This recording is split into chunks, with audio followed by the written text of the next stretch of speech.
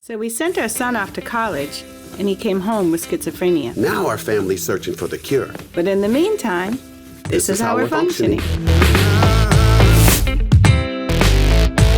I want to talk about what can happen. Father, Father, Mother, Mother, Creator. Welcome back, everyone, to Functioning. Today's episode is brought to you by One Gun Entertainment and GTS, the end user experts. How you doing today, Honey Bae? I'm doing good, Lovey. How are you? I'm really good. You're excited today?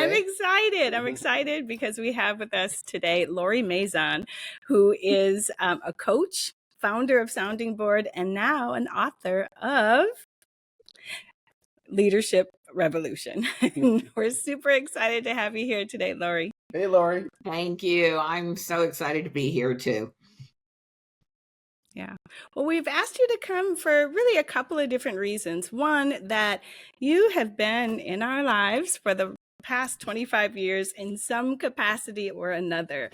I think our relationship started back at Ridge Associates, right? Where you were a coach to me then. And I think you coached me through a career change at that time, right? Yeah, that's right. And then after that, I think we stopped working together. Then we came back together when you were at Leading from Center, and you helped us build GTS, right? Yeah, that's End right. user experts. Yeah. And now we are back together. Now that you're the founder of Sounding Board, you're coaching us through finding a cure to schizophrenia. So I always say any major activity that I do, you seem to be right there coaching me through it. It's like an on and off relationship. She's like, every now and then, she's like, I think I need to talk to Coach. Marvin always says, call the coach and tell her to put us in the game. Put me in the game, Coach. Hey, back in the day, I didn't even know what a coach was, okay? So she actually had to explain that to me, like, okay, so what are you doing now? Who are you talking to? And she just talked about this amazing person constantly. So it was great when we finally met. You know what? Nobody really knew what a coach was back then. I mean, the whole industry only started in the 90s. And I really, up until maybe 5 years ago, people still ask me what it is. Now it's kind of gotten more well known. And so people have an idea. Yeah. So you weren't alone in that. Okay. Mm-hmm. Okay. Yeah. Yeah, so we were part of that early revolution, right, of getting coached and establishing what it meant. Yeah, that's awesome. Yeah. So kind of what I was hoping, and I want to get into the book and, and your work at Sounding Board, but I wanted to kind of take a step back because through our coaching, as you know, our son we got a diagnosis of schizophrenia, and you were right there with us during that whole process. And it has been, really what you were able to coach me through was just unbelievable. And so I wanted you to maybe talk about some of your early work with mental health and schizophrenia specifically. Yeah. I really started so early in this arena because when I was in high school, I was an after-school counselor for preteens and teens. And you might imagine that a lot of mental health issues were showing up there, not so much with the young people, but with the young people's parents. A few interactions there that, for somebody who was only 16 themselves was pretty surprising. And at that time, I also worked at the county hospital. So I got to see a very broad population there coming and going in the hospital. And so that gave me, a bit of a picture of what it was looking like at that time, like in the 60s, right? In early 70s in Virginia, it was, very different environment than now. And so I think that started me. And then I went to college, became a social worker, and I worked first for a children's home society in San Francisco with a program that was called emergency shelter care. And that took children 0 to 18 out of environments that were dangerous or neglectful. So again, you might imagine sometimes those environments were dangerous or neglectful because the parents or adults in the environment were struggling with mental health issues. And then I would say one more thing, and this was again back in the day when we called things by different names. So this was a program that was for single pregnant women. And we, at that time, we called them unwed mothers, which we would never say now. Right. But many of those women were struggling with schizophrenia or other pretty severe forms of mental health where they would disassociate from reality. And I had only worked for that program for like 3 months when I had a client come in who was pregnant and was completely lucid, had a conversation, talked about the whole birthing plan and all of that. And then they left, and 15 minutes later, I get a call from the paramedics. We have somebody downstairs who's giving birth, holding on to a lamppost. And can you come down? And I go down, and it's the same person who was completely lucid just 15 minutes before, that like onset of the labor had just pushed them right out of their more, functional ability. And it was tough to talk them off of that pole and into an ambulance and to a hospital to really get that child. So I did have some pretty early, pretty impactful experiences that just let me know how challenging this whole world is and also how predominant. Yeah, definitely. Were you gonna ask Lori a couple of things about? Let me see if we're ready for that yet. Okay. Because I have a couple of follow-ups, if you don't mind. Yeah. Go ahead. Say one for you all. Like one thing for me is, although it, like probably most people, all have mental health issues also in my family, but I think most people are not prepared to address the diagnosis of schizophrenia or just the onset of it, right? At least I had a little bit of history and background from a professional point of view. I feel like you guys had nothing, and it was just like suddenly there, and you're like, whoa, what is this? We were just thrown into the game, Coach. That's how it happened. No warning, we're sitting on the sideline on the bench. We had to be ready. And man, it was just amazing, the people that were in or became part of Wendy's lives that kind of melded into what we needed to kind of, the support we needed to move forward. Yeah, I call them that kind of my angels in the outfield. And you were one of them. I mean, I think even from us trying to figure out what's wrong with him, right? Does he have an attitude problem? And I think, you were kind of, it was almost being revealed to you through our coaching sessions, because I'm over here trying to build a business, and now I got this knucklehead kid driving me crazy. And yes, we spent a couple of sessions on how to lead basically a young adult into manhood, and that was kind of all going on at that same time. So it was crazy. And then also giving us some coaching, I think, as to how to manage, like you helped coin the term heightened sense of awareness. Like you just had all these really great coaching techniques, for us early on. And again, this is before we went to NAMI. This is before any of it. We were just tossed at this. So it was awesome. So when I heard you were coming on, go ahead. I was going to say one thing from the outside, I think was so heartbreaking and in the early phases with your son was that he was over 21 and trying to navigate the whole medical and support system and not, if you were, say, under 18, then you could have been involved with the whole process, but trying to figure out how to do that with an adult, even though it's a young adult, I just remember that to be super challenging. Yeah.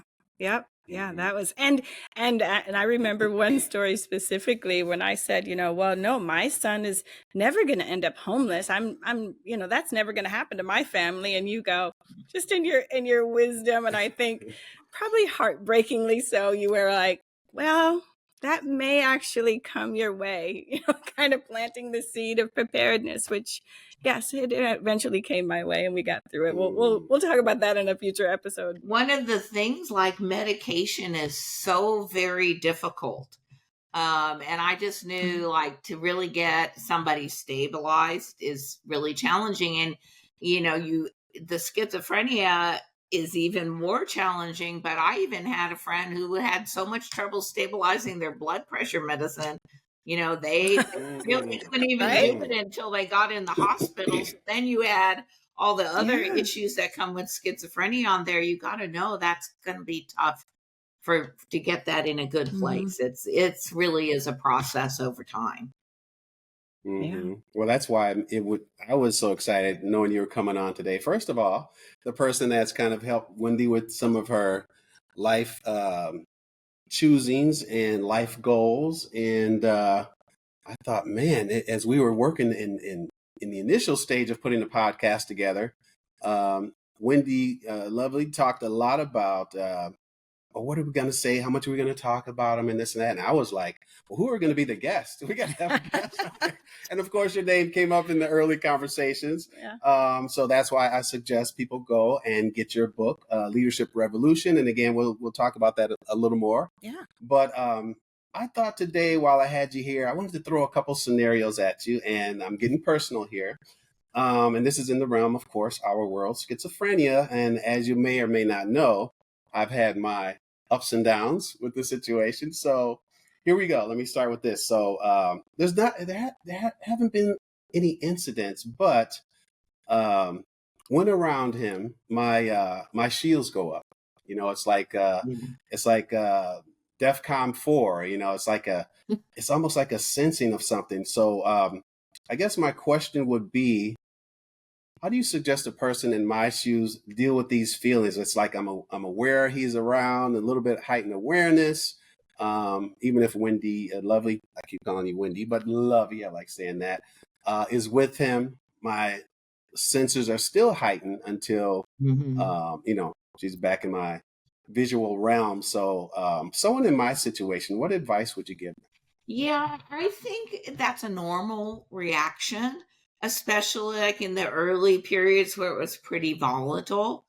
But I think one way to help you bring your shields down is, remember, now you all have been at this for quite a while and you've made it through a whole bunch of stuff together. And just that sort of sense of, like, whatever he brings or whatever comes next, you will continue to make it through, can start to bring the shields down a little bit, because those shields are just self-protection. And when things are crazy, it's normal to have that up, but look, you've made it through it a bunch of times. So it's almost like you might not go down to 0, but you don't have to be a DEFCON 4. Let's back it down. the yellow level. Right. And I not red alert, no. Mm-hmm. Yeah, kind of low alert. In reality, you probably have to be on low alert because you just don't know what's going to happen next, right? So a little bit of alert's not a bad thing. You just don't want to always have shields up. One reason you don't want that, though, because it gets your adrenaline running, and that adrenaline running all the time is really bad for your health. So you do want to let it die down a little bit.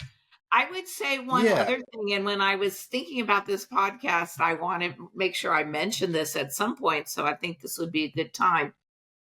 I think one of the hardest pieces of this whole picture is just acceptance. That in the early periods, you're like, wait, why is this happening? What did I do to make this happen? What did they do what did somebody do to make this happen? How do we go back and fix that? All of that sort of resistance to the reality, that makes your shields go up too. And it also creates a lot of suffering. So at the beginning, again, completely normal, right? But at some point, this is your life and you're functioning in your life. And it has to just be this acceptance that, well, this wasn't the picture I had in mind. it's the picture that it is, and just like some acceptance, and that acceptance lets the shields go down a bit as well. Yeah, and that makes sense because it's almost like talking to yourself. I was speaking to someone we had as a guest in an earlier podcast, and I'm like, I believe there's, I always think about us in threes. There's the mind in the center, and then there's the left trying to convince you of one thing, the right trying to do another thing, and they're all trying to come together with a common idea or a common way to move forward. And I've noticed that with me. So when I'm around him, when I'm engaging with him, it's a lot easier. Yeah. When I see scenarios, because there are changes. When I talk about the multiples, you can visibly see these changes, right? And there's some that make you a little more heightened, and there's some like the giggly, happy, goofy, joking, tennis player, pickleball player. That's the cool guy, right? Marvin, before you go to the next thing, the thing is, that's all one package. That's what you have to kind of get the acceptance around. The cool, fun, giggly, lively person is the same person who's irritated, angry, whatever the other side is. Like, that's all a whole. And the more you can get to the whole, the more those kind of ups and downs neutralize. And I think that's going to be the hard part, because what do? I individualize them. I separate them, and I look for the cool one. I'm waiting for him to resurface, and that's who we hang out with. That's the one we take places. Yeah. I appreciate that information. Now, when I just talked about taking them places, here's another one I want to throw at you. So I've always been kind of, in my life, kind of conscious. I've been a musician all my life, conscious of people around me, looking at me. What are they thinking? This and that. And I've basically given that up.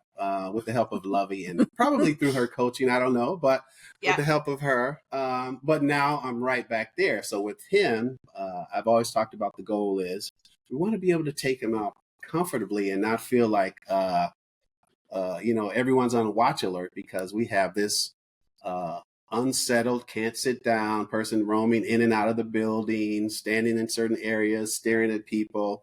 And I've become... I'm aware of that now, and it sometimes it causes me discomfort. But again, when you say all of those people are one, it's not always bad. You know what I mean? We have worse times, and we have okay times, and we have some good ones. But we don't want to have to go through drive-throughs all the time. We want to be able to go sit down and have a nice meal with them. And that's part of my thing. That's part of what I say to him, as far as you. Doing the best you can, because these are the scenarios we want to put you in. So what would you say would be the frame of mind? You're out and about, your son has schizophrenia, you have no control, and it's not bad, but it's noticeable to the environment. Right. Wow, you said the key phrase yourself, which is you have no control. The reality is we have no control all the time. Right? We can't control what other people think. We can't control how they react. All we can do is just manage our own selves. So I would say, as long as there's not infringing on the other person, in other words, touching them or something like that, I'm kind of like okay with whatever people do. Like, nobody says it has to be a certain way. And I think society in general has to desensitize a little that there is only one way to be, say, in public, because I just don't think that's true. And even you just see a lot of aging people, they tend to lose their social sensor as well over time. And people are embarrassed about that, when really it's just a natural process. And not every culture is so attuned to how other people are reacting or feeling about something. Really, it's like, just stay out of it. Not your business. It really doesn't matter. If someone's looking at you, so what? Yeah, it's like you see people always say, "Hey, what are you looking at? Why are you staring at us?" Yeah. Yeah. Oh, that's funny. Experience in New York City. I was walking down the street. This was like in the 80s. And I always just look everybody in the eye, and so many people said that. What are you looking at? Just looking at you as you're going by. Oh, What are you looking at? Right. Yeah. funny. So it's a little bit like, Yeah. don't worry about everybody else. We're fine. You're fine. Just do your own thing. And same thing, screaming babies, whatever it is. In the U.S., we're just a little hypersensitive to our impact on others, Yeah. which I'm not sure we really need to be. Our minds go like about what other people are thinking about us. When one, we can't know that, and two, why do we care? We don't know them. Right. Yeah. That's true. That's true. That makes sense. Yeah. I love my son's doctor said, the best line ever, which we're going to do an episode, which is, it's not illegal to be strange, and it's true. But I think we kind of, I'm always trying to worrying about the social cues, how people are going to be perceiving what's going on. But interestingly, I have been, I love my fellow man. In fact, even in this space, I've seen my fellow man just get it and understand. And, I had this guy from actually California. I can't remember what he called it. He called it like divergent or something. Yeah. Neurodivergent. Yeah. Do you know that word? Yeah, this is new. I always leave it to the Californians to come up with something. But so he recognized, what was going on, and you just really just the love of community that they, for the most part, people don't like unpredictability. That's what it is, right? That's why people would almost rather deal with somebody who's a straight, thug before they'd rather deal with somebody who's crazy. Right? The perception, they don't like the idea of the unpredictability. So that's what you're always trying to kind of calm him down and, make sure that he doesn't look unpredictable. But at the end of the day, for me, I feel like society's been really kind of lovely that way. And they'll just move away. Is why do you want everyone to be the same? Like people who are different in I find them interesting. I always am concerned currently, and then with stuff around AI and all that, I'm concerned we're like trying to move everyone to the mainstream so everyone's the same. And I don't see that helping society or individuals or really anything. So I'm always I'm always fascinated by people. And when people are not in the mainstream, they're out of the norm. I love that because now you see they're thinking for themselves. They're doing something different. Like just doing what everyone else is doing, that's not necessarily good. We think it is, but is it really? Right. Well, let me ask you this. My wife says I collect an eclectic, interesting group of people. There you go. What is the nucleus of, if you know, or if you can speak to this, the nucleus of that attraction?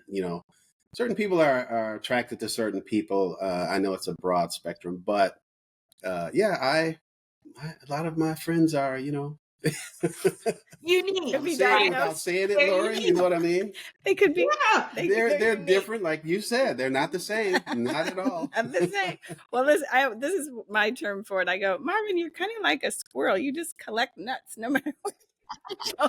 Not me, of course. Exactly. I'll tell you, I consider that a really admirable, let's say, or really a positive trait. Because I think when you collect unusual people, it means you do have some level of acceptance. You're not just stuck in a narrow band of what's considered, quote, normal. You realize that outside of that normal band is a lot of interesting people and interesting things.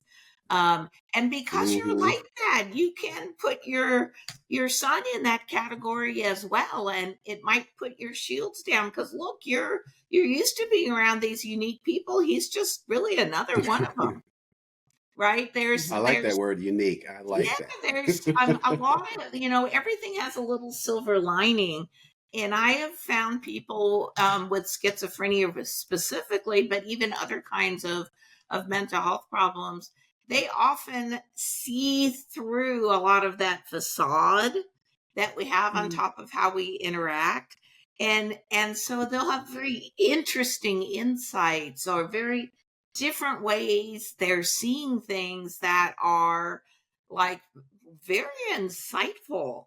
So Mm-hmm. my experience is like you can really learn a lot from those people who are not like everybody else. Mm-hmm. Yeah, and can you relate that to like when you say they can feel those they can feel another person's sensations or whatever. I would refer to like maybe they sense a vibration or they read your energy. Would you relate it to something like that Mhm. as far as them Yeah, I think being? Yeah, go ahead. it's a little slightly different, maybe, which is I always say they're close to the veil. There's this like thin Mm-hmm. covering between reality and the personas we create. There's like a thin covering between, crazy and not crazy, let's say. There's a thin covering between life and death. And I feel like people who are not um, caught in the social norms have a much more clean view. They can see through that veil a little bit. And I think some of the part that's Mm. uncomfortable about that, they'll sometimes say that. And when they say that, it's almost always right on target. It like hits deep Yeah. and people react Yeah. because like they can see, it's almost like you're naked in a way. They can see beyond your covering you've put on yourself and they can see Mm. what's behind that. And when they name that, it can be uncomfortable, but I've also found it to Mm-hmm. be very accurate.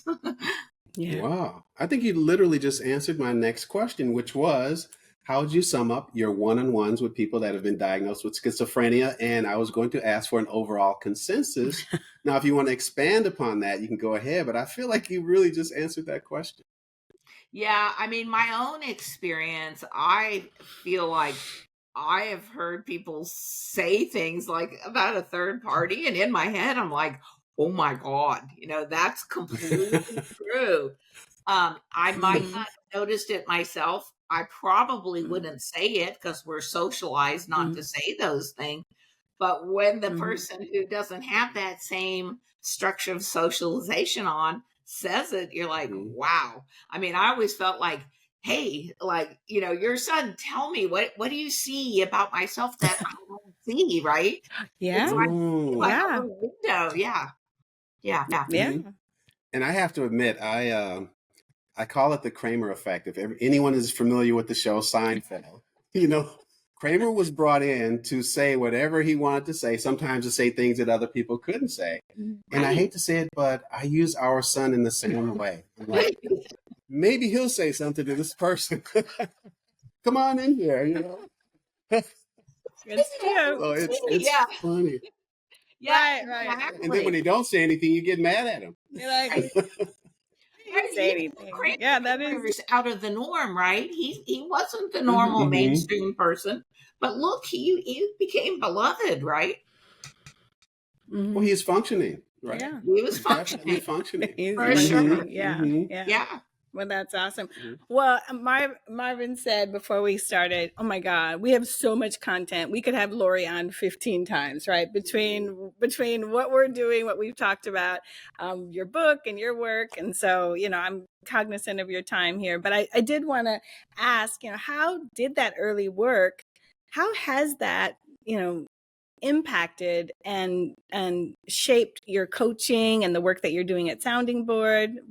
What have you learned and how much of that early work has been pulled forward? Yeah. I mean, I think even this last topic we're talking about, I think in my coaching, I actually try to pull out the sort of unique, out of the norm pieces of people because I feel like those are really the gifts that they have to offer. And even like if I'm doing the same thing everyone else is doing, it still can be valuable, but it may not be having as much impact as if I'm doing something no one else is doing. So I feel like I Right. always try to pull those unique things out for folks. And I'm just endlessly fascinated with people. So I Yeah. think that's Yeah. really been consistent my whole career.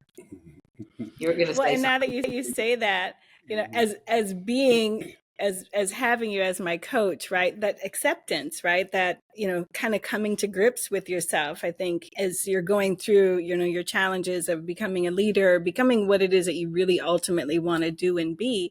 I think there's a lot of that work in there, right? Accepting who you are, both good and bad, right? Really knowing self, I think has been important, but also that persona.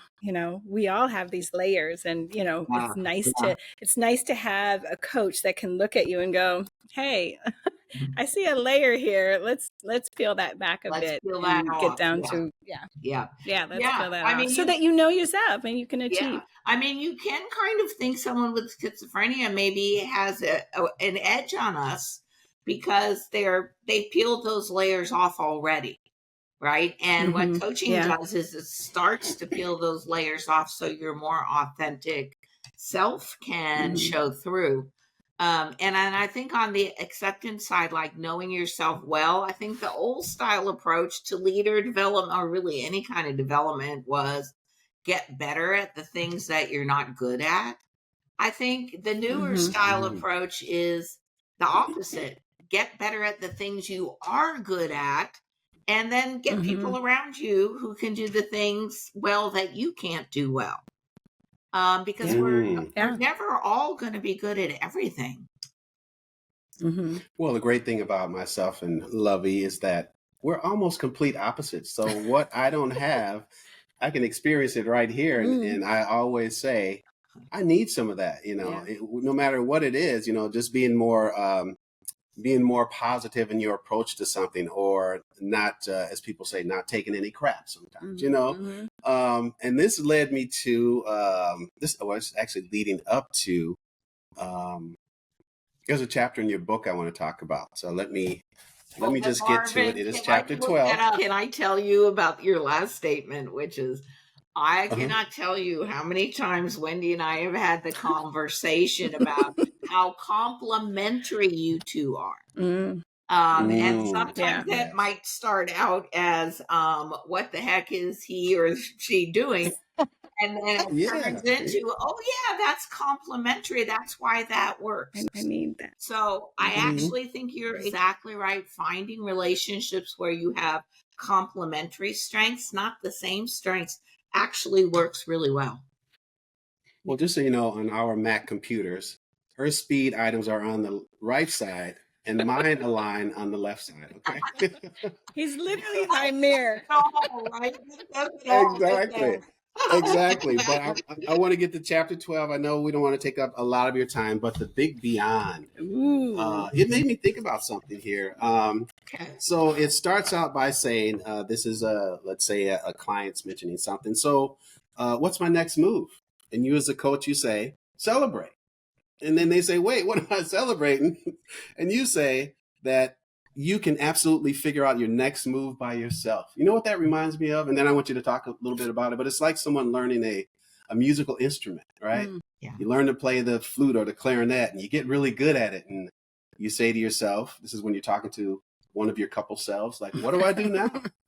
And you say, well, you go find a band. Well, how do I do that? Now that's going to be your journey, right? But that's your journey to figure out, how do you find a band to perform with? So tell me more about this chapter 12 and the big beyond in one of our new favorite books, Leadership Revolution. Thank you. So the book is a kind of unique book because in a way it's geared towards learning professionals who are helping leaders grow in organizations. But it also is geared towards leaders themselves. And it's set up like a 12-session coaching engagement. So if you're a leader or you just want to work on yourself, you can go through each chapter one by one and start to develop yourself. And it has, it's not a self-help book because I rarely don't tell you what to do. But at the end of each chapter, there's a set of questions that you can use to ask yourself to help yourself develop. And the idea is coaching doesn't go on forever, right? The idea of coaching is like Wendy and I, it's cyclical. When there's a piece of development to happen, we engage, and then There's a period where now you did that development and you're moving on and you don't need a coach. And the idea is for the individual and ultimately to be able to kind of coach themselves versus, have another person that is doing it for them. Although I have to just say the value of having this kind of neutral third party that doesn't want anything from you is just an amazing gift. Because if you think around your life, and for people dealing with family members with schizophrenia, you have to know somebody always wants something from you. Your spouse wants something, your kid wants something, your employer wants something, your neighbor wants something, whoever it is wants something from you. The only person that doesn't want anything from you is your coach. They're just there actually to give to you, not to take anything back. So there's just not very many places in life that you get that amazing kind of support where nothing's needed in return. Okay, you have elevated my understanding of a coach. I truly appreciate that. I am enlightened. Yeah. Glad that's a great closing point for us because that's what I feel like. I feel like whether you're a business leader, whether you're a family member and an advocate of somebody with schizophrenia, you need support. And frankly, that's been the best gift that I've been able to give myself and that you've given me, Lori, through the years, is to give me that support for me to get to the goals that I want to get to handle the burdens that life has given us. And, we've had these angels in the outfield. And again, that's why we're doing functioning, because we're trying to create a space for if people don't have that. Maybe you simply don't have the ability to get a life coach. Although if you do, contact Sounding Board for sure. They've got some amazing coaches. I can say for myself personally, I don't get a commission here. This is real.